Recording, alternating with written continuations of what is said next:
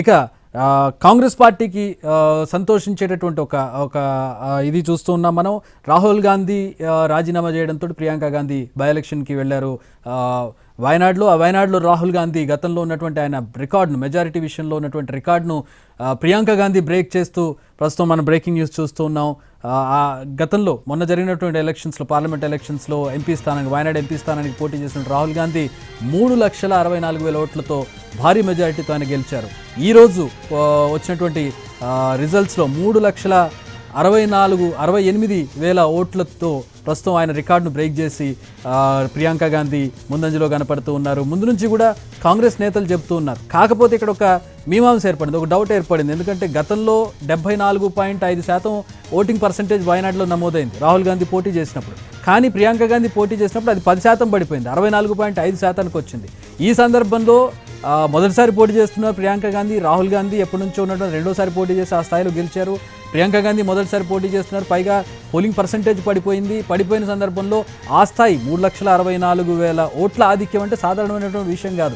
ఆ స్థాయిలో మళ్ళీ ఆవిడ గెలుస్తారా అనే ఒక, అంటే భారీ మెజారిటీ వస్తుందనే ఊహ ఉంది. కానీ ఈ స్థాయి అంటే ఆ రికార్డు బ్రేక్ చేస్తూ ముందుకు వెళ్తారనేటటువంటి ఒక అంచనా మాత్రం సర్వత్రా ఒక రకమైనటువంటి డౌట్ఫుల్గా ఉన్నటువంటి పరిస్థితి. కానీ కాంగ్రెస్ పార్టీ నేతలు చాలా కాన్ఫిడెంట్గా చెప్పారు రాహుల్ గాంధీ రికార్డు బ్రేక్ అవుతుందని చెప్పి. వయనాడుకు చెందినటువంటి వాళ్ళు, కేరళ చెందినటువంటి కీలక కాంగ్రెస్ నేతలు చేసినటువంటి కామెంట్ అది. ఇప్పుడు దాన్ని నిజం చేస్తూ 3,68,000 ఓట్ల మెజారిటీతో ప్రస్తుతం ఆవిడ ముందంజలో కనపడుతూ ఉన్నారు. రాహుల్ గాంధీకి 3,64,000 ఓట్లు వస్తే 3,68,000 ఓట్లతో ప్రస్తుతం ప్రియాంక గాంధీ రాహుల్ గాంధీ రికార్డును బ్రేక్ చేసినటువంటి పరిస్థితి. మా ప్రతినిధి కార్తీక్ జాయిన్ అవుతున్నారు. వయనాడు అప్డేట్ తెలుసుకుందాం. కార్తీక్, మనం ఉదయం నుంచి కూడా అనుకుంటున్నాం, అంటే పోలింగ్ పర్సెంటేజ్ తగ్గింది, ఈవిడికి ఆ భారీ స్థాయి మెజారిటీ వస్తుందా రాదా అనే ఒక రకమైన డౌట్ఫుల్లో మనం ఉన్నాం. కానీ దాన్ని పటాపంచలు చేస్తూ ఇప్పుడు ప్రియాంక గాంధీ 3,68,000 అసాధారణమైనటువంటి మెజారిటీ, మొదటిసారి పోటీ చేసి ఒక మంచి బూస్ట్ ఇచ్చినట్టు అనుకోవచ్చు.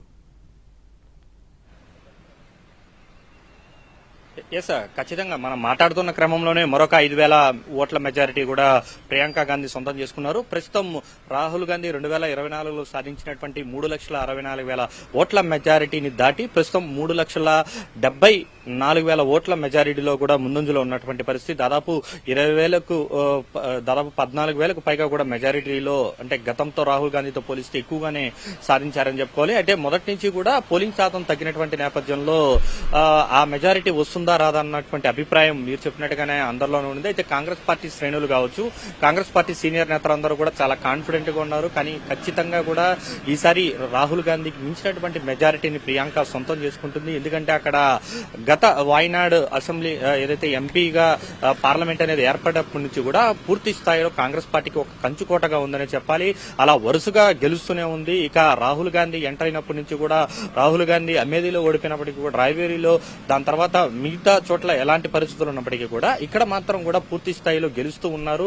అయితే గత ఎన్నికల్లో మాత్రం రాయల్బేరీతో పాటు ఇది కూడా 2 స్థానాల్లో గెలిచినటువంటి నేపథ్యంలో రాజీనామా చేసి తన కుటుంబం నుంచే తన సోదరి బరిలో ఉంటుందని కూడా రాహుల్ గాంధీ ప్రకటించిన తరువాత కేరళ కాంగ్రెస్ పార్టీకి మాత్రం ఎనలేని ఉత్సాహం వచ్చిందని చెప్పాలి.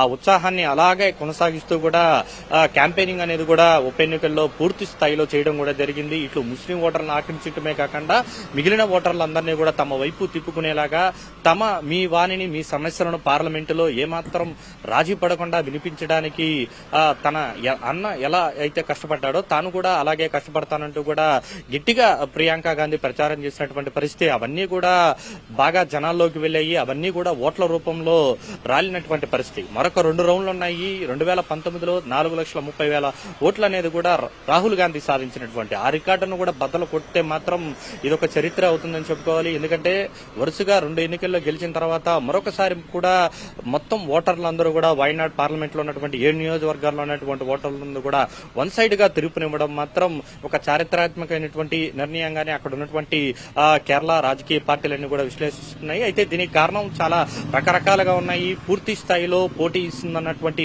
బీజేపీ కావచ్చు, సిపిఐ కావచ్చు, అసలు ఎక్కడా కూడా దరిదాపుల్లో కూడా లేనటువంటి పరిస్థితి. ఇంకా ఆసక్తికరమైనటువంటి విషయం ఏంటంటే 2024 2024లో సాధించినటువంటి 1,60,000 ఓట్లకు కూడా సమీపాన కూడా ఏదైతే ప్రస్తుతం నవ్యా హరిదాస్ లేనటువంటి పరిస్థితి, కేవలం 1,00,000 ఓట్లు మాత్రమే ఆమె సాధించగలిగింది. ఇంకా 2 రౌండ్లు ఉన్నాయి. గతంలో వచ్చినటువంటి ఓట్లను కూడా సాధించేటువంటి పరిస్థితి అయితే బీజేపీకి లేదని చెప్పాలి. ఓవైపు ఆర్ఎస్ఎస్ కార్యకర్తగా ముందు నుంచి పార్టీలో ఆమె పనిచేశారు. తాను లోకల్ అంటూ పెద్ద ఎత్తున వారణాయిలో ప్రతి ఈ చోట కూడా ప్రతి నియోజకవర్గంలో కూడా ఆమె పర్యటించినటువంటి పరిస్థితి. దాంతోపాటు కౌన్సిలర్లుగా 2 సార్లు గెలిచారు. సో స్టేట్ అవార్డు పొందారు. ఒక మంచి లీడర్ గా కౌన్సిలర్గా కూడా ఆమెకి మంచి పేరు ఉన్నప్పటికీ మాత్రం ఎంపీ ఎలక్షన్లు వచ్చేకాటికి మాత్రం ప్రజలందరూ కూడా ప్రియాంక గాంధీ వైపే ఉన్నారు, గాంధీ కుటుంబం వైపే ఉన్నారన్న దానికి సజీవ సాక్ష్యంగా అసలు కౌన్సిలర్ స్థాయి వ్యక్తిని తీసుకొచ్చి ఎంపీగా పోటీ చేయించడమే అక్కడ అంటే బీజేపీ గేవ్ అప్, అంటే అక్కడ ఓటమిని ఒప్పుకున్నట్టు కనపడుతుంది. ఎందుకంటే ఎలాగో గెలిచే అవకాశం లేదు, ఒక ప్రయోగం చేద్దామనే ఒక విషయం. ఎందుకంటే మనకు అక్కడ ఫలితాల్లో కూడా క్లియర్గా కనపడుతుంది. 2వ స్థానంలో సిపిఐఎం ఉంది, 3వ స్థానానికి బీజేపీ పడిపోయినటువంటి పరిస్థితి. భారీ మెజారిటీతో కాంగ్రెస్ పార్టీ దూసుకుపోతున్నటువంటి పరిస్థితి. అంటే ఒక లెక్క అయితే వేసుకున్నారు, అమేధిలో ఏ తరహాలో జరుగుతుంది, ఇక్కడ కూడా అలాగే ఫలితాలు వస్తాయి ఖచ్చితంగా.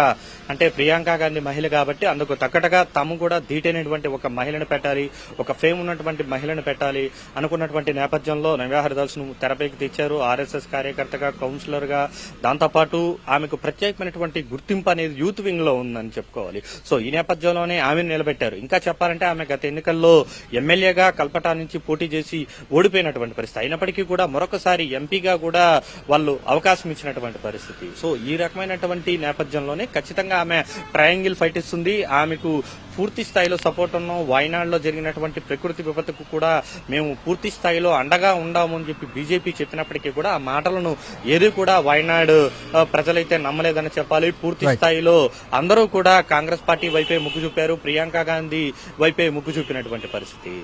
Alright, thanks for the updates Karthik. మొత్తంగా కాంగ్రెస్ పార్టీకి ఒక రకంగా బూస్ట్ ఇచ్చేటటువంటి అంశం, ఒక రకంగా సంతోషపడేటటువంటి విషయం. 3,72,000 భారీ మెజారిటీతో దూసుకుపోతూ ఉన్నారు ప్రియాంక గాంధీ. రాహుల్ గాంధీకి మించి ప్రియాంక గాంధీ మెజారిటీలో దూసుకుపోతున్నటువంటి పరిస్థితి కనపడుతుంది. మరో పక్కన అక్కడ జార్ఖండ్లో ప్రభుత్వాన్ని ఏర్పాటు చేస్తుంది. వాళ్ళ కోయలేషన్లో ఉన్నటువంటి ఇండియా ప్రభుత్వం జేఎంఎం సపోర్ట్ తోటి అక్కడ ప్రభుత్వాన్ని ఏర్పాటు చేయబోతుంది. హేమంత్ సోరెన్ ముఖ్యమంత్రిగా రాబోతూ ఉన్నారు. ఒకవైపు బాధ, మహారాష్ట్రలో ఘోర వైఫల్యం చెందింది.